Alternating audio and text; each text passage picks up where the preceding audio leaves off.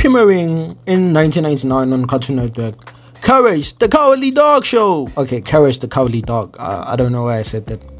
Stood out as one of the most bizarre and psychologically intense children's shows ever aired. Created by John R. Dulworth, the series followed a timid pink dog named Courage who lived with Muriel and Eustace in the middle of nowhere. A barren landscape plagued by supernatural horrors. On paper, it was a cartoon. In reality, it was a surreal exploration of anxiety, isolation, and love. So, you know what time is it? One of those cartoons that felt like a fever dream. Because right now, as I'm recording this awesome video that I hope is gonna entertain you, and I hope it brings some subscribers, and let's get into it.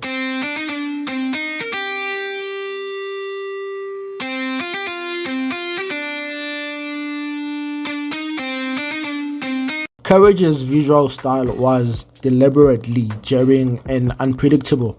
One episode might feature traditional 2D animation, then Lex would drop in a fully CGI villain with glitchy motion and dead eyes, like the infamous King Ramses in Return the Slump. The animation constantly shifted to heighten discomfort from close-ups to dreamlike transactions and spooky scenarios where we could not understand it. This technique mirrored Courage's own emotional state. The audience did not just watch the horror, they felt it. The show visualized fear as something erratic and inescapable. There was never a safe art style, just like there was never a safe moment for Courage. I mean, even as a kid, there was some episodes where I could be like, oh shit, this is scary, oh my god. But yeah, right now as I'm watching it, I'm starting to realize that okay, this is Courage's anxiety, just like how as people you could see the fear, and that's why they say look into my eyes and see what I see. I hope I'm making sense. This is a fever dream, nothing is real. Nowhere was not just the name of the setting, it was a metaphor. It represented isolation and disconnection from the outside world. It was a liminal space where anything could happen and no one could hear your screams. Courage faced interdimensional beings, zombies, aliens, cursed artifacts, and haunted puppets, all in a vacuum of helplessness.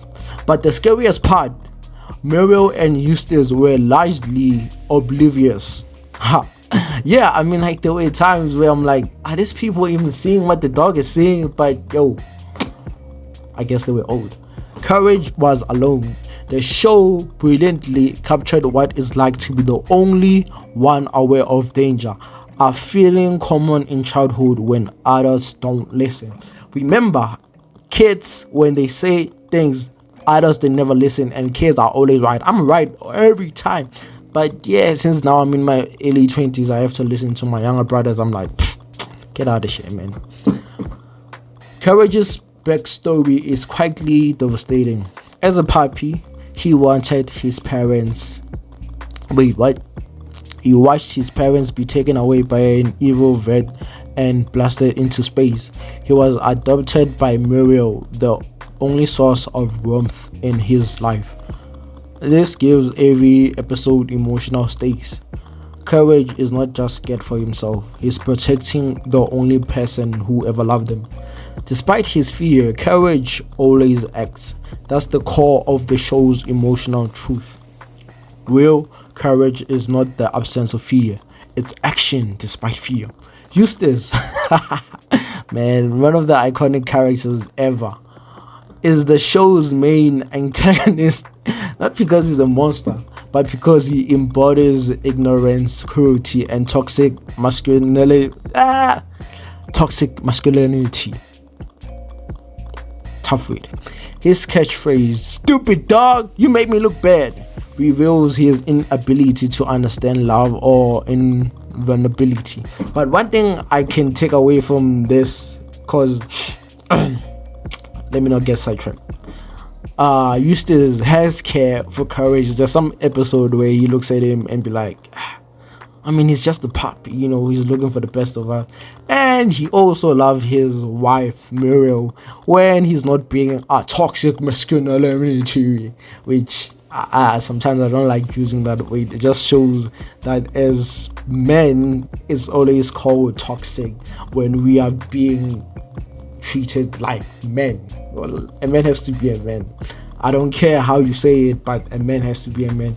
Even times when he acts like a 1950s head of the house, telling his wife to go and cook him dinner while he's sitting on the couch watching TV and reading the newspaper. But I don't want to talk about it now, because as I said, I'm getting off track. Though often absurd, Courage reflected real-world paranoia and social anxieties. Episodes satirized everything from corporate greed to media control, xenophobia, and environmental destruction. The show aired during a time of growing American anxiety, just before and after 9/11, and its stories tapped into those fears through metaphor.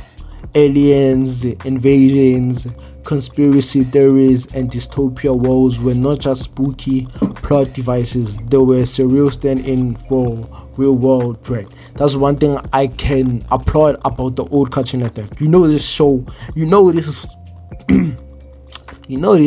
this channel is about nostalgia, and that's one thing I can talk about. I can applaud what Cartoon Network used to do. They were showing the young generations and the next generation that in this world there gonna be invasions and bad things that are gonna happen, and you have to see them in a way of trying to understand them, but at the same time trying to be scared. That's why America, I'm not even American, but I'm speaking about this. That's why in America they take this threats of terrorists seriously, because they don't want it to happen ever again. Because if you can look back from the early 90s, even the early 1800s, the entire world has been in a conflict of war, to a point of where we as people, we become racist or we stereotypes on things that we do not understand. But yeah, that's one thing I can applaud about the old Cartoon Network. Not what Cartoon Network right now is teaching us, like the woke culture, this is not it. This is not something you should be teaching kids.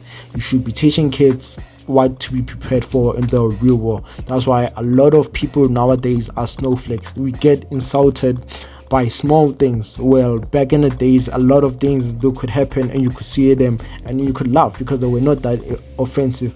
That's why nowadays when you say something, you're gonna get cancelled, you're gonna trend, because nowadays you have to inflect the right emotion because people have feelings. I don't want to get sidetracked, but yeah, I just want to applaud on that. One of Courage's most effective tools was sound. Eerie tracks, violins, and sudden silences made the show deeply unsettling.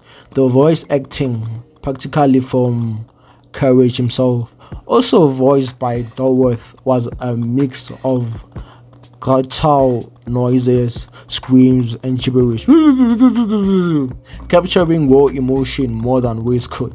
The sound design often did more than the visuals to build tension. Fear in Courage was not always what you saw, it was what you felt. Courage the Cowardly Dog ended in 2002, but it lives on as a cult classic. Unlike many shows of its time, it treated children with intelligence, trusting them to process fear, absurdity, and emotional complexity. It did not spoon-feed resolutions. Many episodes ended unresolved, ambiguous, and with poetic justice. What makes the show timeless is not just its horror, it's the heart behind it. Courage loved unconditionally, and that's what gave him strength. And that's why a lot of people nowadays, I feel like we're getting too distant to this thing of called loving unconditionally, because you may be called a simp, you may be called a loser, you may be called a lot of things. Like, new words are being created to a point of where you do not understand what is happening in this world. Some of us are still young, man. We're still young. I'm still living with my parents, and I'm still enjoying this life. But yeah, I feel like that's what's happening into this world. The show ended in 2002, which that's like 23 years later, and the world has changed. If this show aired today, it will be changed with a lot of things, and I don't feel like a lot of the old kids would understand it or would relate it. That's why, if I have to tell you when was the last time I watched any new shows, I would be lying, man. I would be lying. It's been long. The times I went and I was like, yo, let me look at Cartoon Network, man, I don't remember that. I just be watching old things. New things I do not relate. Maybe I'm just getting an old head, maybe. But yeah, at first glance, Courage the Cowardly Dog seems like a twisted, random fever dream, but beneath the surface lies a meditation on fear, resilience, and the quiet power of love. It blurred the line between horror and comedy, cartoon and nightmare, and in doing so, created one of the most unforgettable animated series of all time. This is what I'm talking about when they say animated series of all time. In the middle of nowhere, one dog stood alone against the void, trembling, yes, but always ready to fight for those he loved.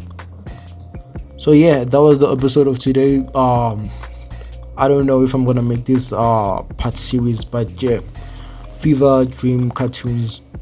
I'm pretty sure a lot of people they forgot about it. So yeah, drop the comment down below and tell me what you think about it. And until next time we talk. Peace.